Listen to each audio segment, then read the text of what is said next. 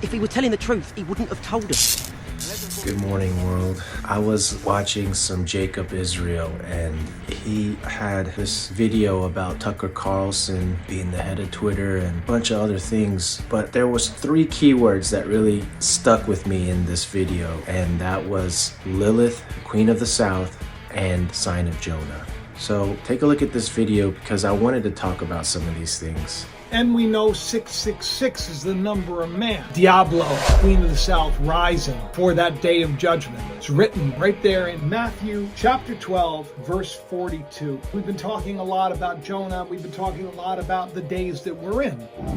The Queen of the South, the Queen of the Demons, another name for Lilith, rises up with this generation for judgment, and she condemns it.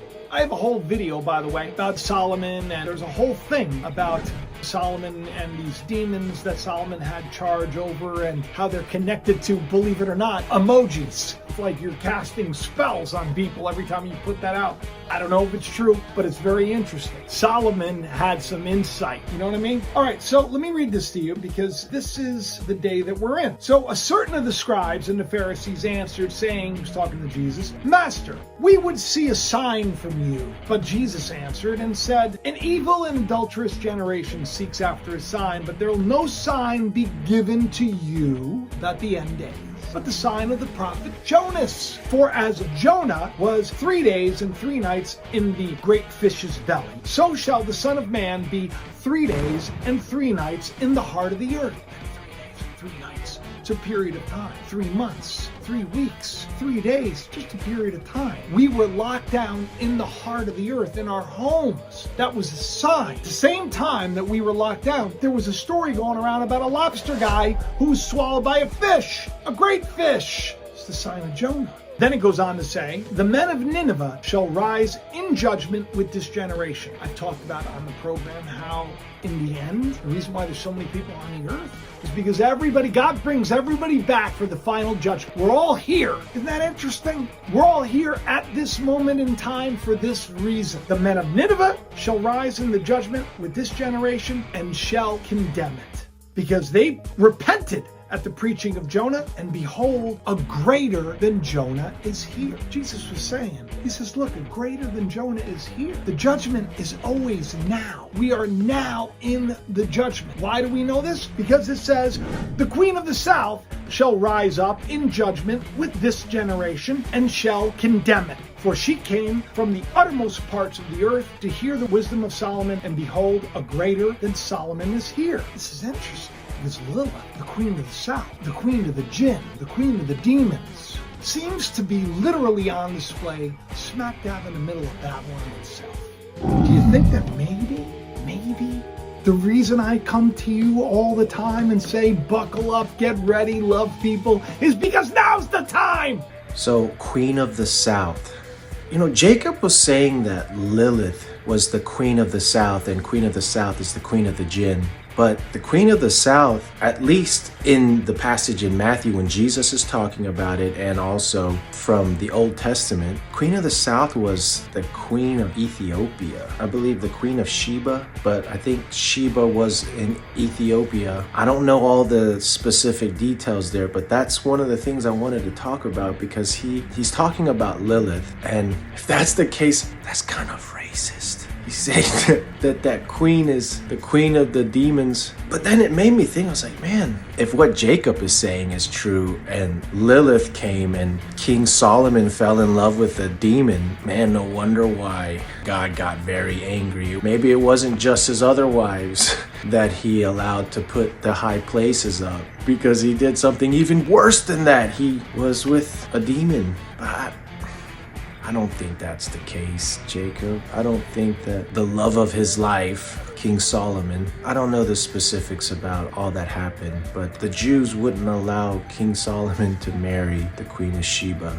At least that's my understanding of it. I could be wrong. I don't know. Also, just real quick, the Queen of Heaven in Ezekiel is referring to Ishtar. So, the queen of the south, queen of heaven, Lilith, making all these connections, you can get lost in all kinds of weeds. So, moving on. So, Lilith was supposedly the first woman created before Eve. This is all Jewish folklore and it's not biblical.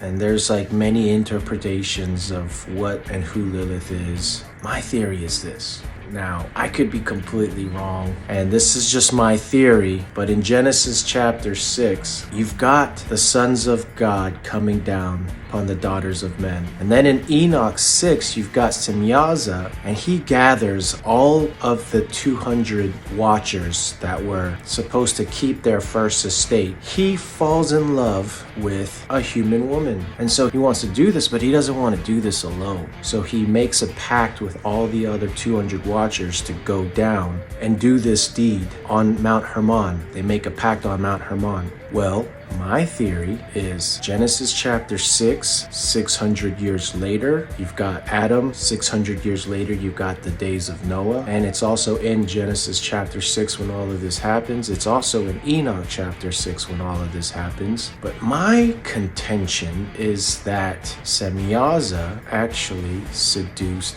Eve, and Eve became Lilith. That's just me. That's just my theory. And one of the supporting reasons why I feel like that might be the case is because Eve was the only woman ever created from Adam's rib, of course, but molded by God. Perfect, I'm sure. I mean, Adam was so smitten by her that he was willing to partake of the fruit and hearken unto the voice of his wife, because he'd rather be with Eve than to be with God. The second commandment, thou shalt have no other gods before me. Adam put Eve over God. Well, the other thing is Eve, there's no reference of Eve's death or burial in the Bible. Now, I know most women aren't really accounted for in the Bible, but as far as the matriarchs, Abraham with Sarah, Isaac, Rebecca, Jacob, Leah, and Rachel, there's accounts of all of their death or burial in the Bible. But with Eve, there is none. So my contention is that Eve became Lilith when she was seduced, and Adam was a broken-hearted man. He was like the dog that had the meat in his mouth and went to the pond and saw his reflection and tried to get the meat in the reflection and dropped the meat out of his mouth and lost both. He lost the meat that he was trying to get, which wasn't really real, and he lost the meat in his mouth. Now, closing with the sign of Jonah. The way that he was making all of that sound, the sign of Jonah is about repentance. Bottom line, the people of Nineveh will rise up to judge because they repented. They repented. The queen of the south, she's going to rise up in judgment because she repented after listening to what King Solomon had to say. She said that he is wiser than what she had even heard. So when you think about these things, these people heard the message and repented, and that's why they're going to rise up and judge this generation. So I agree with Jacob on a lot of things, but on that portion, I'm not quite sure. But anyways, it was a fun, interesting, and very educational video nonetheless. But we do have some disagreements there. Anyways, I hope you guys enjoyed the video. Thanks for watching. The Autistic Christian out. If he were telling the truth, he wouldn't have told us. Unless, of course, he knew you wouldn't believe the truth even if he told it.